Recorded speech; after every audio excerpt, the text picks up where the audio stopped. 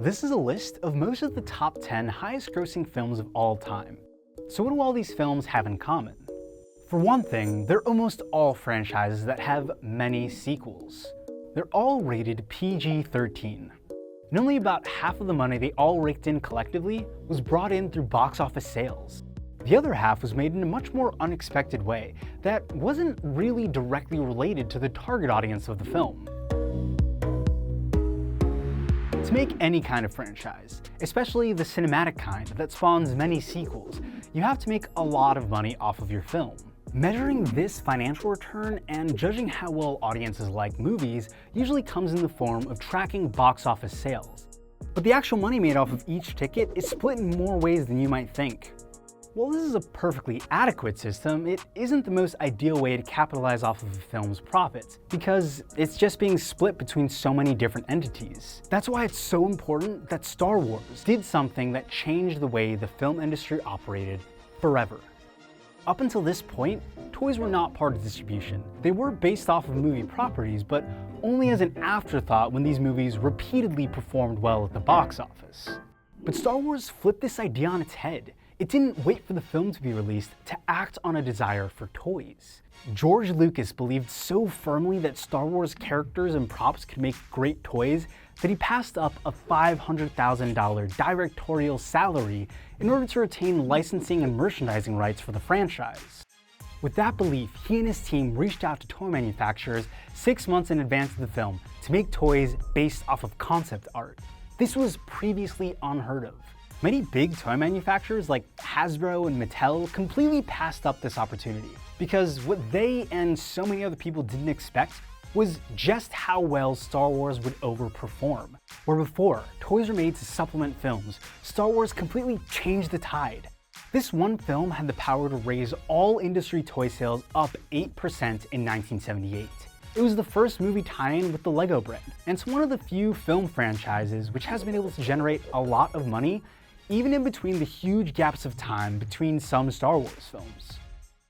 Today, these films have a similar impact to their revolutionary 1977 counterparts. The Force Awakens is still the #1 highest grossing film of all time in the US, and The Last Jedi is not far behind at number 8 on that list.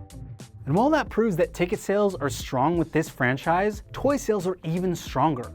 Episodes 1 to 7 collectively took home $4 billion in box office revenue, but the toy lines associated with them generated a whopping $12 billion in the same time frame.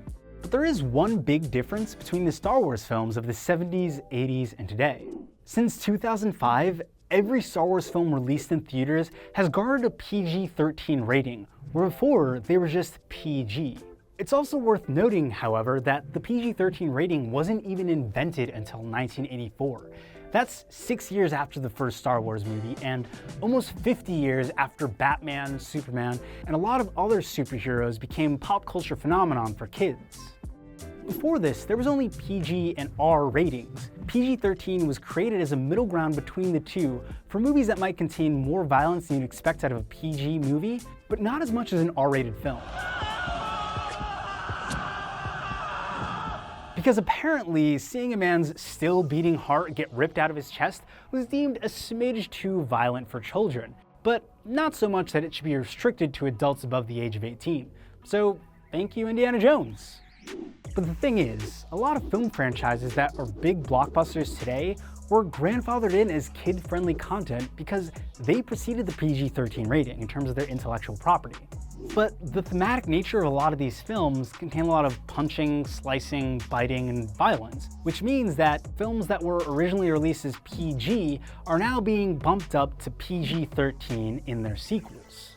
Well, this trend seems to push kids to engage in material that's deemed to be above their age range. It also pushes movies to engage in practices that meet kids at their own level.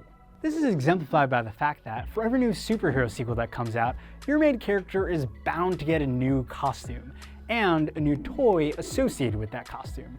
This isn't really a trend for R-rated movies, as Deadpool's costume stays the same from one movie to the next, and Logan never suits up in any kind of recognizable garb.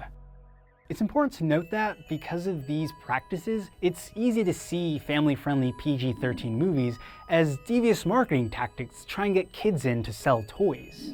While it's clear that this is a driving factor, it's also important to note that a lot of the money made on toys goes back to the studios and filmmakers so that they can keep producing movies that are loved not just by kids, but by people of all ages.